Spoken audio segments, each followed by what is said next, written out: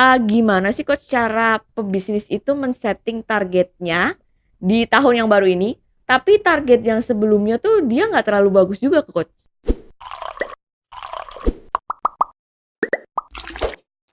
Halo teman-teman, kembali lagi dengan saya Karin di YouTube channel NLP for Business untuk Indonesia. Nah, kali ini kita mau tanya nih ke Coach Arif.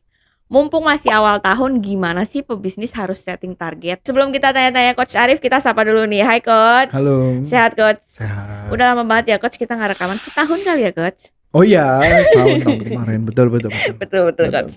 Oke Coach, ini mumpung masih awal tahun nih Coach. Gimana sih Coach cara pebisnis itu men-setting targetnya di tahun yang baru ini, tapi target yang sebelumnya tuh dia nggak terlalu bagus juga Coach? Oke. Jadi hasilnya nggak bagus. Oke. Jadi kalau saya sebelum memulai ngitung targetnya tersebut, dihitung dulu, dicari tahu apa penyebab angka kemarin tidak tercapai. Dievaluasi. Oke. Jadi dievaluasi. Jadi kalau mama kita sebenarnya gini ya, ini bukan hanya berkaitan dengan goal setting, tapi berkaitan dengan kayak briefing meeting biasa pun juga sama. Setiap kita sama kayak kerjaan ya, misalnya kita lagi bikin kerjaan.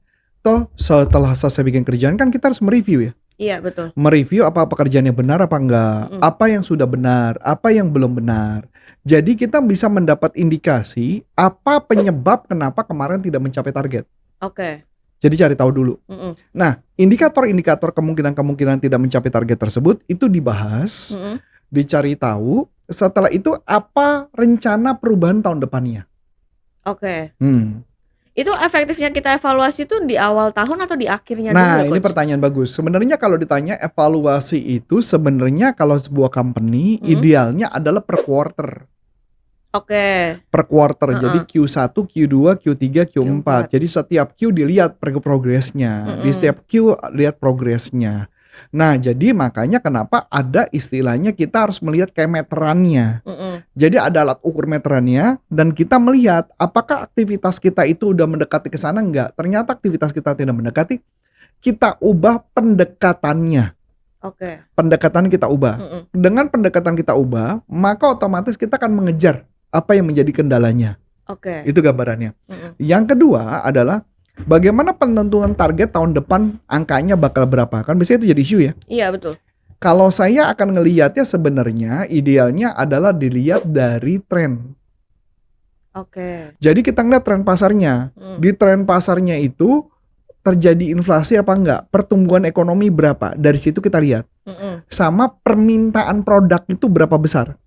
Oke. Sama mengecek berapa besar captive marketnya. Jadi marketnya berapa besar, kita ngelihat di market yang besar itu barulah kita tentukan berapa targetnya. Oke. Jadi kalau bisa dibilang, misalkan saya anggaplah contoh, saya jual printer lah. Paling gampang jual printer lah. Jual printer, saya harus menduga berapa persen market share yang saya mau dapat tahun depan. Iya. Berapa banyak unit yang ada market yang harus dimakan. Itu yang akan jadi alat barometer mengukur. Nah, setelah jadi barometer mengukur, itu yang akan dimasukkan.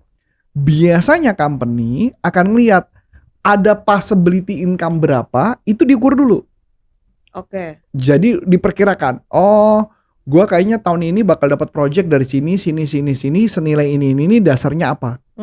Nah dari dasar itu kemudian kita buat menjadi aktivitas.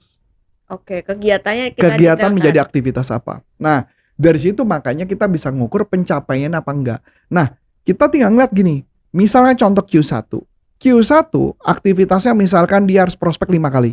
Dia sudah melakukan prospek 5 kali, tapi kenapa tidak terjadi? Maka kita evaluasi. Oke. Apakah, jadi kalau mama ngeliat sesuatu mesti lihat dari dua hal. Apakah problemnya di aktivitas? Atau problemnya adalah di skillnya yang belum? Oh, oke. Di aktivitas atau di skillnya. Kalau NLP selalu melihat segala sesuatu dari dua hal. Kondisi sekarang sama kondisi yang diinginkan. Nah di kondisi sekarang udah tercapai apa? Kondisinya kayak apa? Dan kondisi yang diinginkan seperti apa? Dan NLP biasanya ngelihat dari kondisi yang diinginkan, kita ngukur balik mundur. Oke. Aktivitas apa yang harus dilakukan? Kebanyakan kenapa target tidak pernah tercapai? Karena tidak diukur aktivitas per Q-nya dan tidak dipantau aktivitasnya sudah mendekati ke arah sana atau belum. Oke. Jadi kayak ya udah jalan aja. Just jalan aja. Nggak pernah diukur, ya jalan aja. Lihat aja nanti. Nggak bisa begitu. Jadi segala sesuatu harus present state, desire state, apa yang harus dilakukan di setiap bagian, dan aktivitas itulah yang dipantau, aktivitasnya mendekati atau tidak. Kalau aktivitasnya tidak dipantau nggak bisa. Kalau nggak mendekati kan harus ganti aktivitas ya coach. Betul. Itu kalau misalkan Q1 ke Q2 itu kita tunggu sampai Q2 atau ya udah kalau nggak efektif kita ganti gitu. Kita ngeliatnya per Q, karena bisa saja kita meyakini bahwa itu caranya melakukannya. Tapi makanya kenapa kalau misalnya kita lihat itu, kita lihat ini aktivitasnya bener apa enggak. Gini, saya kasih gambaran contoh gini. Kalau barang distribusi gampang ditebak. Barang distribusi, misalnya consumer good, misalnya kayak printer, itu bisa gampang ditebak. Karena kita tahu nih marketnya berapa banyak yang nyerap, itu kelihatan. Ada riset, berapa dugaan marketnya berapa, itu yang kita garap. Oke. Contoh lagi, perusahaan asuransi juga sama.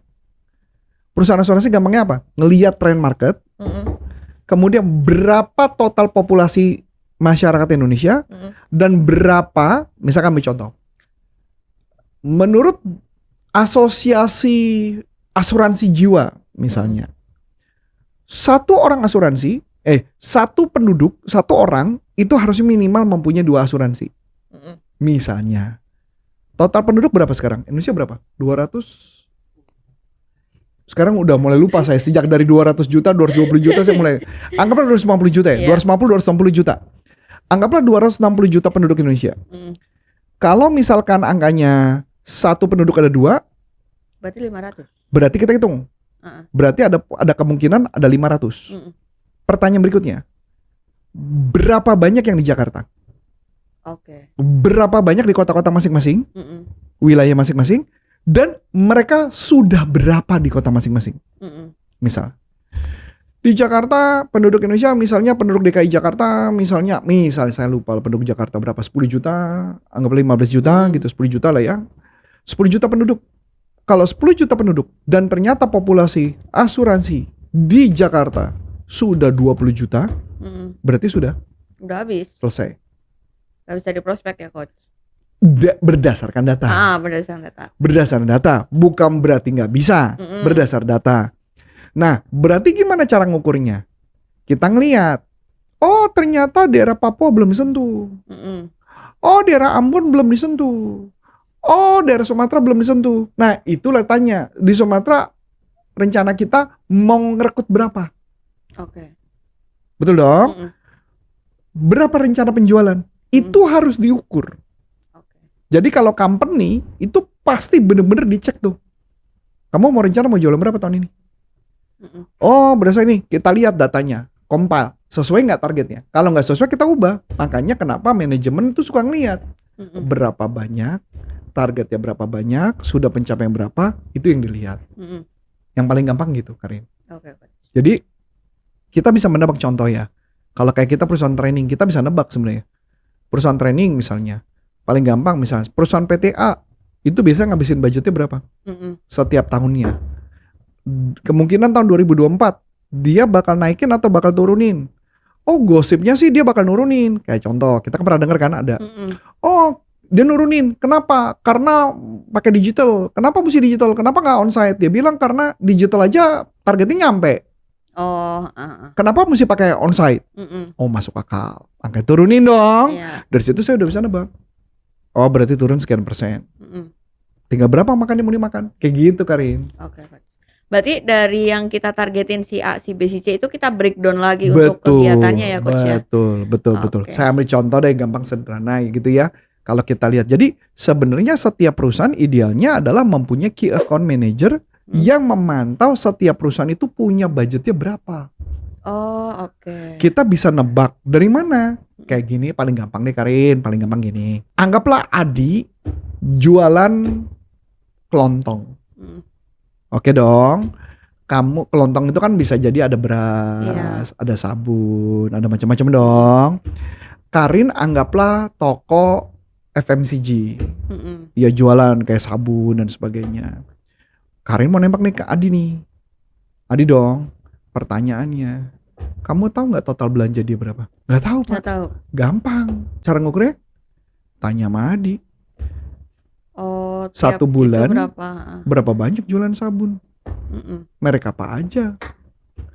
Dari situ kita tahu total belanja dia berapa. Mm-mm. Nah, pertanyaannya, dari total belanja dia, kemudian saya tanya, kamu udah jualan sama Kak Adi berapa banyak? Oh, oke. Keluar nggak angkanya? Keluar. Exactly. Mm-mm. Sama kan? Iya. Atau contoh kayak pelatihan. Mm-mm. Saya tuh suka banget ikut pelatihan. 1 tahun belanjanya berapa, Pak? Pelatihan. Oh, kita tuh kalau saya pribadi setiap tahun saya ngeluarin uang sekitar 3 juta rupiah. Iya. Oh, 3 juta rupiah. Pelatihan apa yang biasa Bapak ikuti? Dari situ udah bisa punya target nggak? Ya, jadi balik lagi. Kita bisa ngecek dari itu gambarannya. Bisa kelihatan dong? Mm-mm. Jadi bayangin nggak? Kalau setiap orang, atau yang paling gampang adalah kita cek nih. Satu orang selama ini bisa ngeliat historis dong. Mm-mm. Kok Adi belanja sama gue cuman 1 juta ya? Tapi kenapa dia jualannya kok banyakan sabun merek lain bukan sabun gua? Kita mesti duga. Oh, berarti nggak sepenuhnya kita harus nanya ya, Coach? Bisa nggak sepenuhnya kita nanya, tapi kita bisa menduga. Bisa dong nanya anak buah. Yang laku paling laku apa nih barang-barang? Gula pasir. Oh ya, merek apa? Merek gulaku. Oh, berapa banyak? Oh, kok harus gini banyak? Dari situ bisa gambaran. Jadi gambarannya dari situ. Dari situ jadi kalau mau ngelihat adalah, jadi ada 2 nih. Ada dari top down atau dari bawah. Okay. Biasanya manajemen sistemnya top down. Jadi manajemen dari atas, anak buah dari bawah. Jadi nanti datanya diketemukan, ketemu satu angka. Oke. Dari itu habis itu bikin planning. Oke, Coach. Kalau misalkan dari perusahaan sudah menentukan target gitu ya, itu harus ada kegiatan-kegiatan aktivitas baru gitu nggak sih, Coach? Kayak misalkan habit baru dalam sebuah perusahaan itu harus diperbarui gitu, Coach? Maksudnya habit kegiatan baru? Ya harus.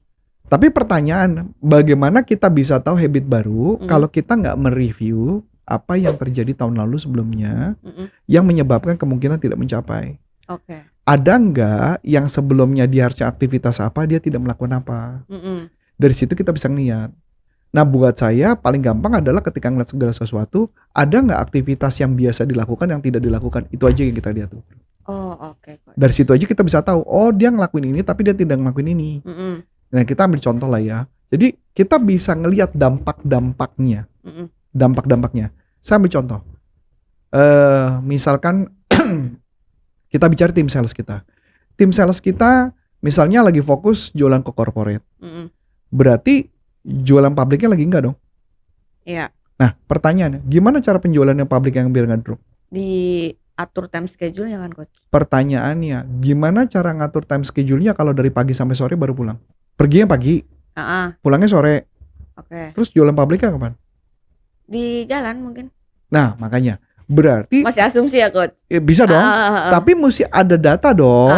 Mesti ada jumlahnya berapa dong. Itu gambarannya. Oh, oke. Berarti bisa aja dia ngelakuin sebelumnya dong. Atau dia pulang dia ngelakuin sesudahnya dong. Iya, betul. Itu makanya kenapa harus dipantau sejauh itu. Karena nggak bisa.